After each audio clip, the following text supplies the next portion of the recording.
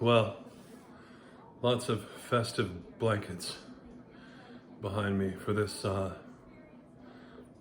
think today's the 28th. It's Sunday, and been hearing some tenors on YouTube, and new guys, I guess, new guys that are older, and they're doing different tunes like Nessun Dorma and et cetera, et cetera. You know, I used to be a really big fan of Corelli and of course Pavarotti, but I thought Corelli just had the most amazing voice. But he always covered, and he had a covered sound, but he always sang on the chords, like Che geri domanina se lasci riscaldar.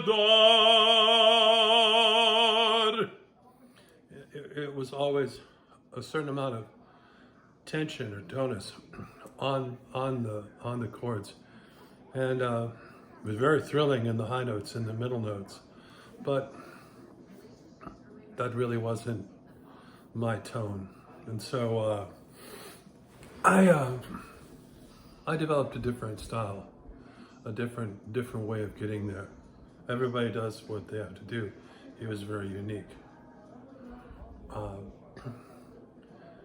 Delmonico, for instance, studied and was doing okay with his Milwaukee guy, and then he left him, lost his power and his high notes, but then he came back with a very, we should say, covered voice, covered sound, you know. Già notte densa, se stingui ogni clamor, già il mio cor tremavando, s'ammanza in questo amplesso, e sin rinsenza. Always had that edge, even though it was very declamatory and, very, very dynamic production. I can't really see singing like that for an entire opera, or maybe one tune. But if you're gonna sing hundreds of Otellos, it might come in very handy. I take a more lyric approach, and it seems to work. It's just more based on vowel, more based on relaxation of the throat. I'm not squeezing, I'm not pushing the sound to a particular area.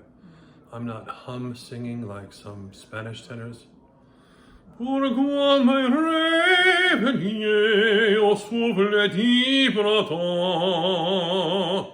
heard that in some older tenors of the Spanish type.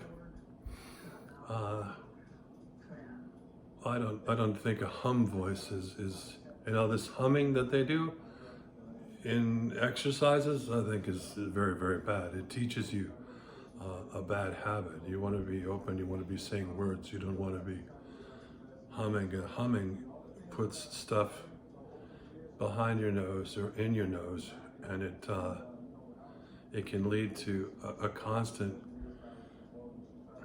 Che la mi creda vivere lontano sopra.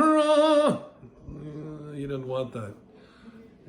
Something practiced is going to end up, something practiced over and over again is going to end up in your voice. And if you don't want it there, don't practice it.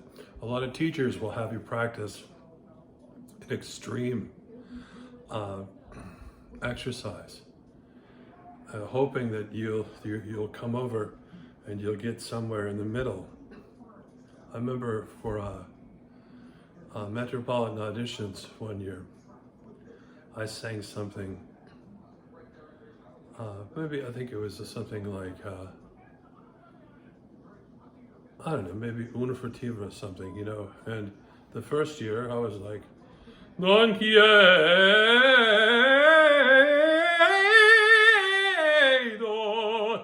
si può morire. And the next year, because the judges said you need to work on the middle of your voice to equalize the middle, I copied what I thought was Domingo.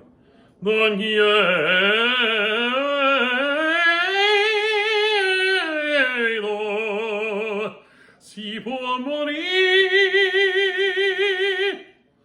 And they said to me, well, your middle is great, but now your high notes sound thin and dry. What did you do?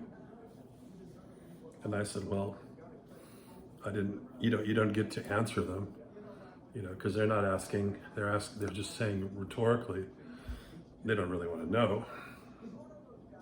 And what I did is I sacrificed my tone and my range in pursuit of a technique or a method that would get me through the middle.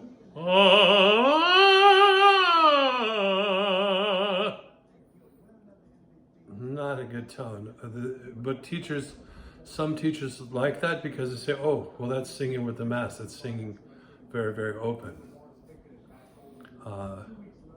But it's not really truly the way to sing.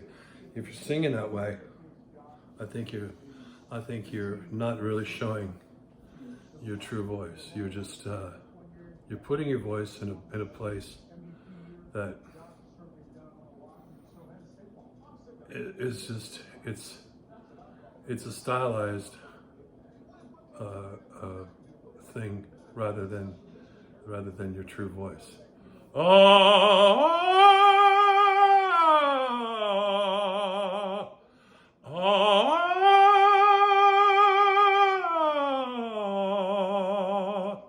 It's much better than that beaky thing. Anyway, happy Christmas. It's over. Happy New Year. See ya. Ciao for now.